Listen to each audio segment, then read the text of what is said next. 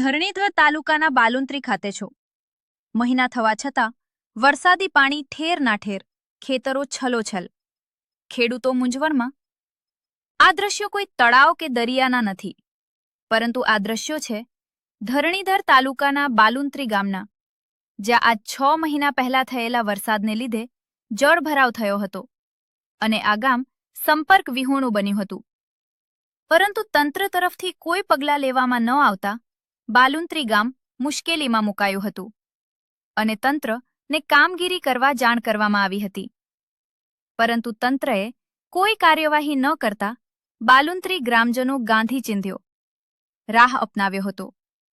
પરંતુ તંત્રના પેટનું પાણી હાલતું ન હોવાથી બાલુંત્રી ગામના પૂર્વ સરપંચ રૂપસીભાઈ પટેલે જળ સમાધિ લેવાની ચીમકી ઉચ્ચારી, ક્યારે તંત્ર તરફથી હૈયાધારણા આપી કામગીરી કરવાનો નનો ભણ્યો હતો અને ઇલેક્ટ્રિક મોટરો લગાવી જાહેર રસ્તા ખુલ્લા કરવામાં આવ્યા હતા.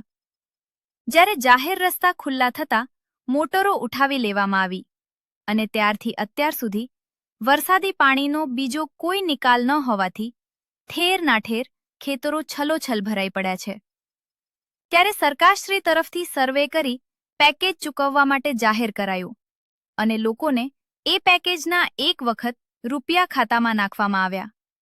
પરંતુ બીજું પેકેજ જમીન સુધારણા જે ચૂકવવાનું હતું તે અમુક ગામોમાં 100% ચૂકવવામાં આવ્યું છે, જ્યારે અમુક ગામોમાં નુકસાન હતું તેને ચૂકવવામાં આવ્યું.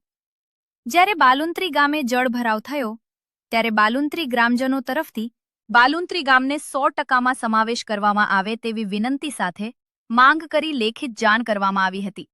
પરંતુ 100%માં સમાવેશ કરવામાં ન આવ્યો અને અત્યારે આ ગામમાં અમુક લોકોને જ સરકાર દ્વારા જમીન સુધારણા માટે ખાતામાં રૂપિયા જમા થયા છે, જ્યારે નુકસાન તો ઘણા લોકોને છે, પરંતુ લાભાર્થીમાં સમાવેશ કરવામાં આવ્યો નહીં.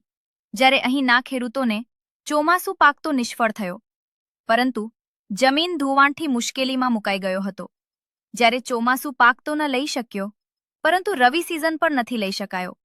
અત્યારે પણ 700 હેક્ટરથી વધુ જમીનમાં પાણી ભરાયેલ છે અને આ જળભરાવના કારણે જમીન ખારી પણ થવા લાગી છે. ત્યારે હવે ખેડૂતો વિમાસરમાં મુકાઈ ગયા છે.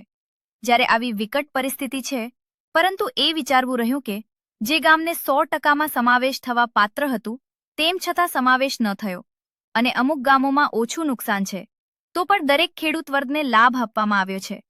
જ્યારે આ ગામની અત્યારે પણ તંત્ર મુલાકાત લે તો તેમને નરી આંખે જે ખેડૂતોને તકલીફ છે તે સ્પષ્ટ દેખાઈ આવશે. જ્યારે આવી પરિસ્થિતિમાં ખેડૂતોને સરકારશ્રી તરફથી પરિસ્થિતિ જોઈ અને મદદરૂપ થાય તેમ ખેડૂત વર્ગની માંગ છે. બ્યુરો રિપોર્ટ, રમેશગીરી ગોસ્વામી, સરહદ ન્યૂઝ, ગુજરાત.